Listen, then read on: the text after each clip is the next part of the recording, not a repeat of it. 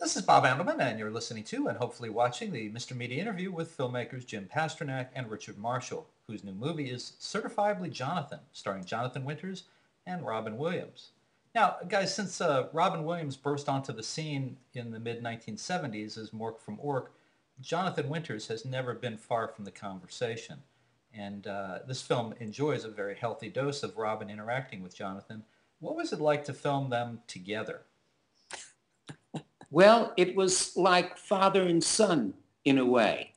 They have a deep, abiding love for one another. And they would go off on a corner and they would catch up together. And Robin was always extremely affectionate with Jonathan.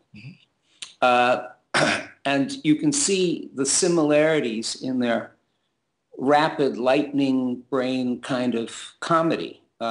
Jonathan tends to be a little slower because he develops characters, whereas Robin does shtick very, very quickly. But they both settle into a rhythm together, a rhythm that, Gary Marshall has said was screamingly funny on the television set and always funnier than when they shot the scenes. It was the stuff going on between the two of them, between scenes, that was so special. There were times where Jonathan refers to Robin. Sometimes it seems a little like he's taking a shot.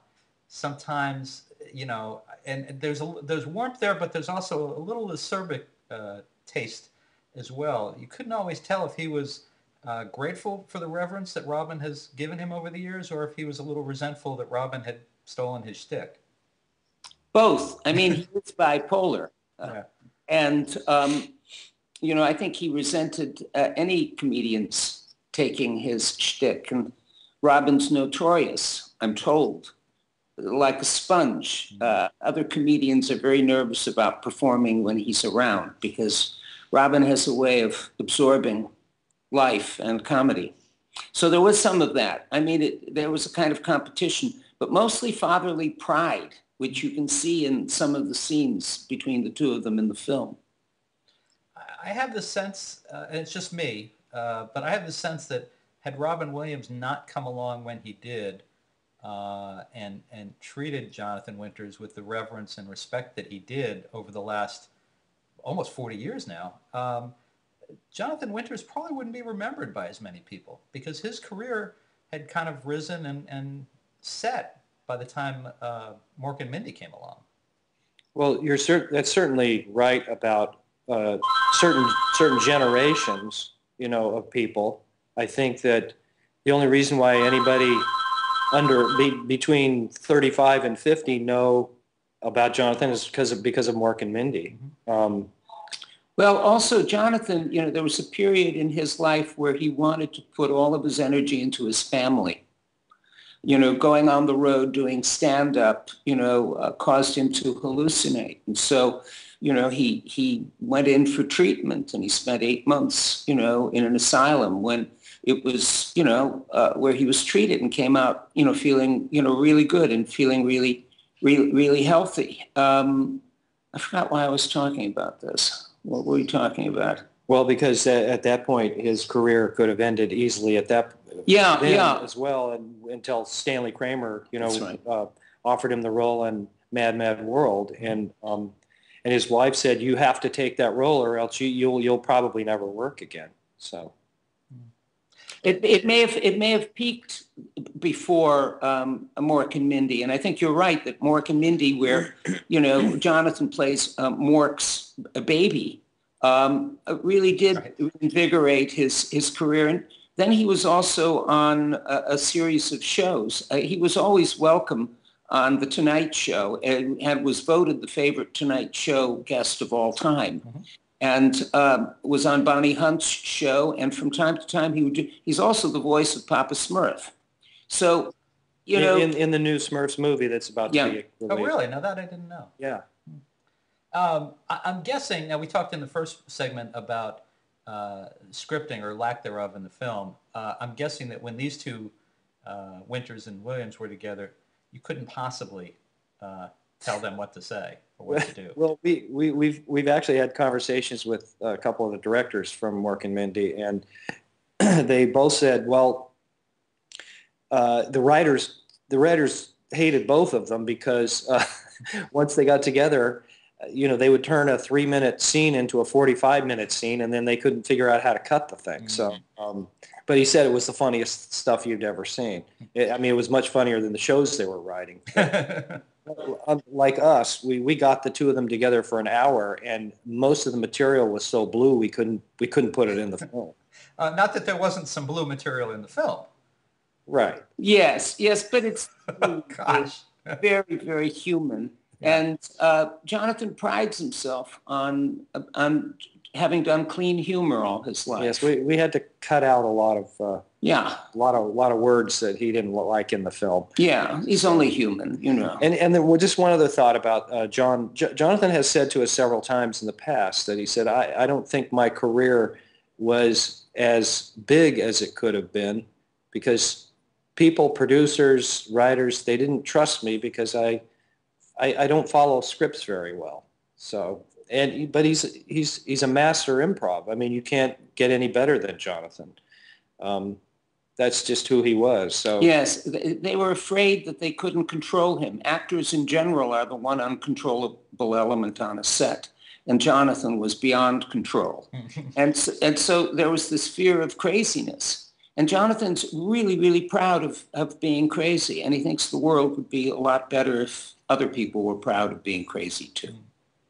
Now, tell me about some of the other cameos and the comedians. And I think you sort of referenced this in the first segment. You said that people were kind of appearing. I guess they were hearing about what you were working on. The project was blessed in a way because Jim Carrey came into the gallery as Jonathan was setting up, and Jonathan was one of his heroes. And when he heard Jonathan was there and was looking at Jonathan's paintings, we brought the two of them together. And that was lucky the way Robert Klein walked into the studio one day, saw Jonathan's paintings, and he was in the film. And when Robin agreed to be in the film, thanks to a friend who brought us there, we knew that we suddenly had something very special. And it was at that point that the phone started ringing and managers and agents were calling us to tell us that their actors wanted to be in the movie with Jonathan. They wanted an opportunity to be in the film with their hero, because many of them said they were comedians because of Jonathan Winters. He was like the formative influence. And consequently, they were very nervous at first when they got together with the master, but that disappeared. And Richard and I were lucky. We were in the presence of a lot of genius, and we've got 240 hours that we had to cut down to only 80 minutes. So we have this treasure chest of scenes that we're going to put on our DVDs and storylines that never made their way into the film. And, we feel a great responsibility because this could very well be Jonathan's last movie. And part of our mission really is to introduce Jonathan to a whole new generation of people that just really aren't that familiar with him and his influence on comedy. So. One of the things I was impressed by was you had, and impressed by this is, it's maybe a strange way to say it, but you had Howie Mandel with Jonathan Winters in Target. The first thing that struck me is, from what I know of Howie, I was surprised that he was touching as many things in Target as he is, because I understand he's got a real germ phobia, and he had his hands on all kinds of things. Yeah, but the interesting thing is that you can, when we were miking Howie, he had no problem with, having our hands up his shirt and everything. But it's the palms. He doesn't want to touch anything with the palms of his hand. It's very specific. Interesting. It's a very healthy influence. For a while we were walking around doing this. And Howie did say to Jonathan when they met, he said, "I am in this business because of you, solely. I mean, solely because of you." And the reason why we were at Target is we asked Howie. We said, "Howie, if Jonathan has lost his sense of humor, what would you do to help him get it back?" And he'd go, "I'd take him to Target." You can buy anything at Target. It's a great line. I know. That's where we ended up. Yeah. And I love the lady that they encountered there who said, Howie said, where could he find a sense of humor? And she said, "Why, in the toy aisle, of course." It's just, so I'm giving away that I didn't make that up.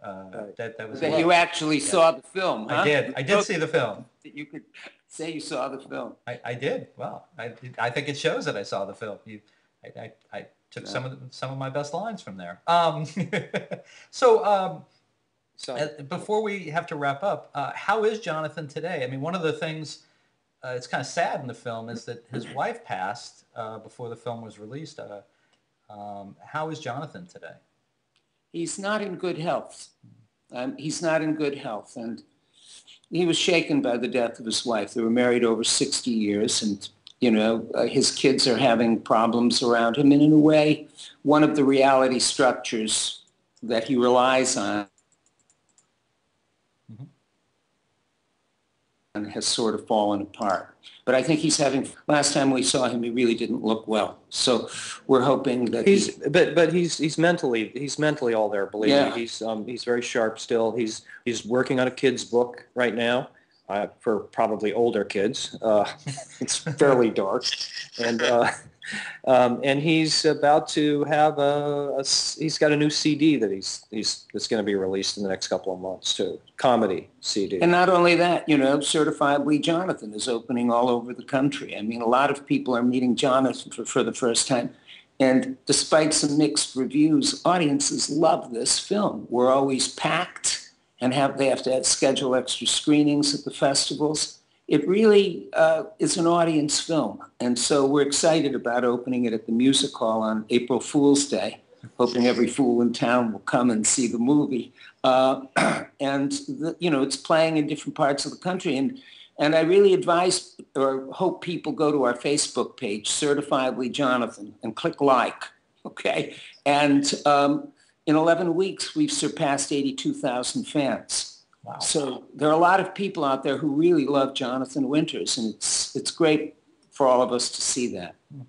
Well, folks, Jim Pasternak and Richard Marshall's new film, Certifiably Jonathan, starring Jonathan Winters, with a healthy dose of Robin Williams, opens at movie theaters nationwide, I believe, on April 1st.